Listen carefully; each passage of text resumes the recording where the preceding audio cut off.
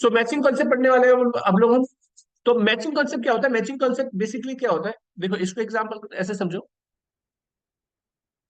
कि मेरा इस साल का टारगेट था कि मुझे सेल करनी है। और सेल कितनी करनी है? सेल करनी है मुझे 10 लाख रुपए की काम। अब 28 मार्च तक मैं 8 लाख की सेल कर चुका हूं। अब 8 लाख रुपए की जब मैं सेल कर चुका हूं तो मेरी इनकम हो गई। इस 8 लाख की सेल को करने के लिए मैंने कुछ खर्चे भी तो करे होंगे। भाई ये तो मेरी इनकम है ना, कुछ एक्सपेंसेस भी तो करे होंगे। 5 लाख की सेल, 5 लाख रुपए की मैं एक्सपेंसेस भी कर चुका हूँ। मेरा मोटिव है कि मुझे 2 लाख रुपए की सेल और करनी है। अब नहीं हो रही है, नहीं हो रही है। इतनी देर में मुझे पता चला, अब मुझे समझ में आ गया कि मेरे को पता चल चुका है कि 3-4 दिन बचे, लेकिन सेल नहीं होगी और होगी भी नहीं। तो मैंने पूरी कोशिश करी, नहीं होगा। किसी ने मुझे सलाह दी कि सुमित एक मार्केट में पर्सन जिसकी लाइसेंसिंग बहुत अच्छी है, जिसकी जान पहचान बहुत अच्छी है। मैंने सुमित को बोला, सुमित आप मेरे लिए कुछ काम करोगे? उसने कहा क्या करना है?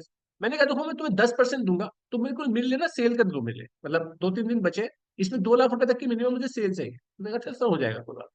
इसने 2 लाख रुपए की सेल करी और इसका 10% मैंने इसको देने का वादा किया था। तो अभी से कितने पैसे देने मुझे? 20,000।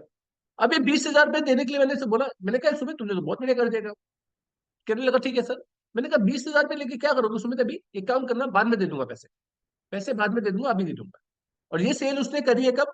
31 मार्च में। ये वैसे यहाँ पे करी है। अभी 20,000 रुपए के लिए मैंने इससे बोला कि 20,000 में तुम्हें बाद में दे दूंगा, और सेल कर लो, मतलब इकट्ठा हो जाए पैसे तो ले लो। मुझे कहा हाँ सर, आप कौन सा भागे जा रहे हो, मैं ले लूंगा बाद में। बाद में ले लूंगा, कोई दिक्कत नहीं, अभी और करता रहता हूँ उसके बाद दे दूंगा। अब क्वेश्चन ये आता है कि ये 20,000 रुपए मैंने इसे दिए नहीं, दिए नहीं है, तो क्या इसको मैं अपनी बुक्स में दिखा सकता हूँ कि नहीं दिखा सकता?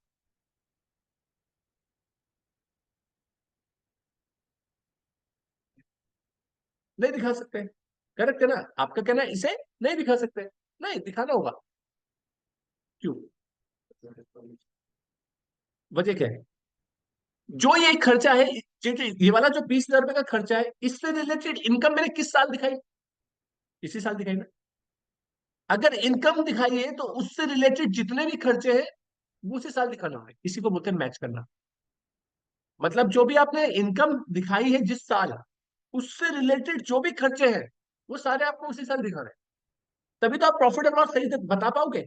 भाई ये 1-2 लाख रुपए का इनकम तो आपने दिखा दी 23-24 में, और 20,000 का खर्चा दिखा रहे हो 24-25 में, जो उसके ऊपर खर्चा है। तो फिर आप एक्चुअल प्रॉफिट कहाँ निकाल पाए इस साल?